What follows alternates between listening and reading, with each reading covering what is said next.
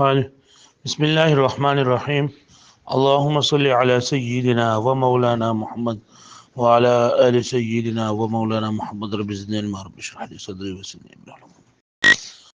قال نو بدی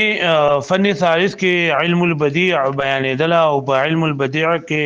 موږ تاسو اوریدل چې بدی کې دوه قسم مسلونه یو محسنات معنویه او یو محسنات لفظیه. محسنات معنویه تقریبا 24 وو او محسنات لفظیه چې نه دا نه وو. وز د دې نه د دې فن ثالث خاتمه بیانې او په خاتمه کې د نهو سجونو باسته چې هغه کې سرقه او اقتباس او تضمین او عقد او حل او تلمیح دی هغه د دې متعلق دي. په دې کې نمبر 1 هغه سرقه الکلام د په خاتمه کې بلول نه ذکر کوي. سرقه الکلام د سرقه الکلام درې قسمونه دي تقریبا. د سرقه پنځه قسمونه دي ټول پنځه قسمونه دي خدا درې دي دا یو بل د نږدې نمبر 1 قسم اداره د سرقې د کلام چې ناصر نثر وایونکي شاعر شعر وایونکي چې یو ناصر ولګي او د بل کس نثر د وای بیانې حق الفاظ اس بدله مطلب کوي یا یو شاعر ولګي د بل شاعر بیانې هغه اشعار راوغلي او په خپل باندې وای نو دغه ته یو سرقه ده. دویمه سرقه ده دي ته نسخ او انتحال وای. دویم قسم د دې داره د دې قبل چې سب د الفاظ لري کنه دا به بدل کې په مرادف الفاظ سره یعنی دغه یو شعر کې کوم الفاظ دي نو هغه الفاظ دې ذکر کوي خدای سره مرادف وسره ذکر کوي مترادف الفاظ وسره ذکر کوي مثال سره پوښي. او دریم قسم اداره د دې سره نږدې چې یو شعر دغه الفاظ متضاد الفاظ سره دا په ذکر کړل شي لکه نور الفاظ او ترتیب دا د مخکنی شعر بشان دي خو دې یو شاعر چې کوم شعر ذکر کړه نه لاري دې الټ الفاظ کې متضاد الفاظ ذکر دي وې ندام سرقه وګوره ورته تاسو خاتمه سرقه الكلام چې کلام اغلا کول سرقه کلام سرقه الكلام یعنی د کلام غلا کول. انواع دې سو انواع دي پنځه انواع دي منها یو دا غیداره ان ياخذ الناثر او الشاعر معنى لغيره بدون تغيير لنظمه. چې یو ناصر معنا ماته سویلا چې نثر وای نثر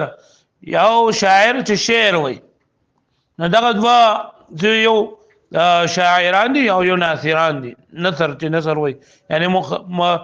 سلیس عبارت وای روانه عبارت وای یا نثری او چې منظوم عبارت وای نه ایت شعر وای نو چې واخلی یو نثر وایونکه یا شعر وایونکه معنی لغیری معنی د بلغ بدون تغییر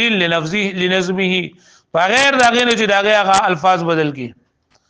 کما اخذ عبد الله ابن الزبير بیتی معن ودعاهما لنفسه لکه څنګه چې عبد الله ابن زبير دا د معن ابن زائده د معن ابن اوس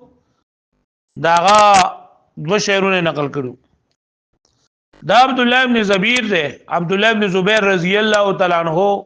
نه دی یعنی کوم مشهور صحابي چې کوم نه دا غنه دی بلکې دا شاعر دی. او معن ابن اوس دی معن ابن زائده نه دی چې کوم مشهور کس دی تابع دی. نو دا عبد الله ابن زبير د جنانه د دې دو شعرونه د دې کس جنانه د معن دو شعرونه اباچات ویل باچا چې کله د دو شعرونه واورېدل ډېر زیات متاثر شو چې هغه ته خپل شعرونه وي. لږ ساعت بعد د معن ابن اوس راغی او دا خپل قصیده ویني نو په خپل قصیده کې دا شعرونه وي دا کس راو ته چې لکه دا شعرونه خدا ما ته وسوي ناوي دا خو زما دا ورور دی کنه زما رضاعي ورور دی زما په دمانه حق شته کنه چې دا شعرونه زویم دا ورته اذا انت لم تنصف اخاك وجدته على طرف الهجران ان كان يعقل ويركب حتى السيف من ان تظيمه اذا لم يكن عشرة السيف مزحل. اذا انت لم تنصف اخاك تنصف لم تنصف انصف ينصف انصافا چا سره انصاف کول اخا کا دا په حالت نسبی کې ده اسماء استتا مکبره وجدته وجد يجد وجدان معنا مندل على طرف الهجران هجران ویلېږي جدا والدا ان كان يعقل اقل يعقل معنا پوهیدل اذا انت لم تنصف اخاك وجدته وکله چې ته خپل ور سره انصاف نه کې د خپل ور سره انصاف نه کې وجدته على طرف الهجران نتب عمومي اغلرا د جدای په کې نه را باندې ان كان يعقل کچرته هغه پوي ويركب حد السيف من ان تظيمه اذا لم يكن عن شفرة السيف مزحله ويركب يركب بمعنى سوریدل حد السيف حد ولګي تیرواله تصيف مفرد سوی فی جمع تريد وي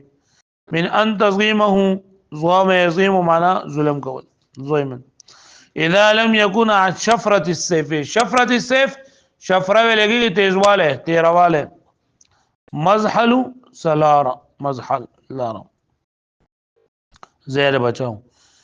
ويركب حد السيف من ان تظيمه ويركب او سوريږي بهغه حد السيف د توري په تیروالی باندې من ان تظيمه استاد ظلم نه د بچ کېدو په خاطر اذا لم يكن عن شفرة السيف مزحل کله چې نوي د توري د تیروالی نه سلاره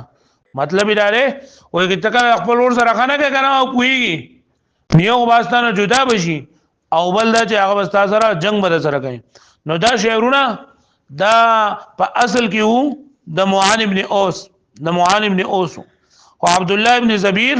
د معاویه رضی الله تعالی عنہ باندې داخل شو او دا د شعرونه ورته وي ادي چې دا شعرونه زما دي نو ورته چې لکه ته زما سره ملاقات کړه دا نو شاعر شوی هو نو دا بس دا اوس الله ورکړه دا غیر بعد دا معان ابن اوس راغی او د خپل قصیده چې نه دا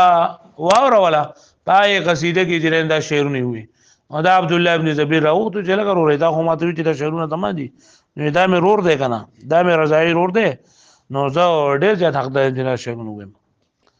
لکه پوه شوي ومثل هذا يسمى نسخا وانتحالا او داسې قسمه ده چې یو شاعر د بل شاعر هغه الفاظ بعینه نقل کی پای کې څه تبدیلی ونه کی د دې ته نسخ ویل کېږي نسخ معنی نقل او انتحال معنی دعوه کول چې د زماده ومن قبيله ان تبدل الالفاظ بما يرادفها دا دې دیم قسم نه سرقه چې دې له قبيله انداري چې الفاظ خو بدل کی خو مرادف الفاظ لري راوړي یعنی معنی هغه شانتي وي خو دغه الفاظ په بدل باندې مترادف الفاظ راوړي کای یقال فی قول الحطیئه لکه چې ویلېږي په قول د حطیئه کې دع المكارم لا ترحل لبغيتها وقعد فإنك أنت الطاعم الكاسي ذر المآثر لا تذهب لمطلبها وأجلس فإنك أنت الآكل اللابس دع المكارم دعا يدعو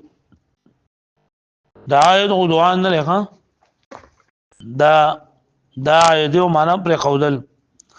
دع المكارم مکرمه جمع قل اخلاق لا ترحل رحل يرحل معنا سفر کول لبغيتها بغيه دعات ویلېږي او مقصد طلب وقعد قاعده يقعد معنا کې راستل انك انت الطاعم وطعام يطعم طعاما خوراک ورکول کاسی کسا یکسی معنا اغوستل ذریل مآثر ذر ذا وذر يذر في خودل مآثر دا دلی مکارم ولا دا ذر سره مناسب ده وای سمانه دا دع المكارم لا ترحل لبغيتها پریک د خپل اخلاق دا غیر حاصل ولو لپاره کوشش مکو سفر مکوا وقعد او کینا فانك انت الطاعم الكاسي لکه تا دا خوراکو ملاویږي او کپڑے راته ملاویږي نه سکے وزدل لګي دا دع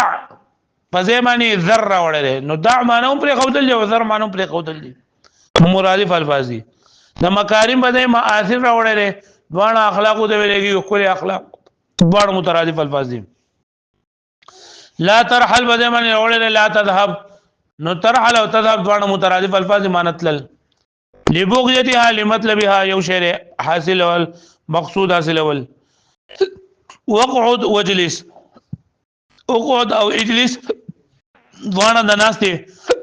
په معنا باندې راځي فانك انت طاعم الاسي کاسي نو طاعم اكل او کاسي لابس دوانه مترادف الفاظ دي یلګه پوښتنه مې باندې نو دلته معنا خود دوانه یو شان دي دا الفاظ چې نه دا بدل دي دوانه مترادف الفاظ دي لکه پوښوي د علم مکارم لا ترحل لبغيتها پرېګ د خپل اخلاق ته سفر مکو دا غیر حاصل ول لپاره وقعد فانك انت الطاعم الكاسي او تا کې نه زګه چتا خوراک والے او کپڑے اوسونګه دا معنی د دې ده ذلیل مآثر لا تذهب لمطلبها پرېګ د خپل اخلاق ته مزه دا غي په مطلب ده وجلس فانك انت الاكل اللابس او تکینا زکه چتا خوړون کې او اوسونګه وقريب منه دریم قسم درې راځي چې الفاظ بدل کی خو د دغه دا کم الفاظ چې شاعر ذکر کړی دي د دې الفاظ متضاد الفاظ ذکر کړی شي د دې الفاظ متضاد الفاظ ذکر کړی شي وقريب منه او نزيد ان تبدل الالفاظ چې بدل کړی شي الفاظ بما يزادها هغه چې متضاد وي دي فی المعنى بمعنى کې مع رعایت النظم والترتیب سره دې چې د الفاظ او د ترتیب رعایت په کې ساتل شي کما لو قیل فی قول حسن لك کویل چې په قول د حسن کې بیذل وجوه کریمه احسابهم شم الانوف من طراز الاول بیذل وجوه بیز د ابيض جمع او وجود وجه جمع مختوي بیذل وجوه خپل مخونو والدي سپین مخونو والدي کریمه احسابهم